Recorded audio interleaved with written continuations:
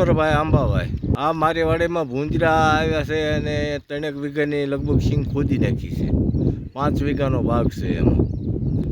અને સરકાર પાસે આપણી માંગણી છે કે આમાં કાંઈક અમને વળતર આપે. 10,000 રૂપિયાના દાણા વાવ્યા છે અને 6,000 રૂપિયાનું ખાતર વાવ્યું છે. અને આ અમારી મહેનત.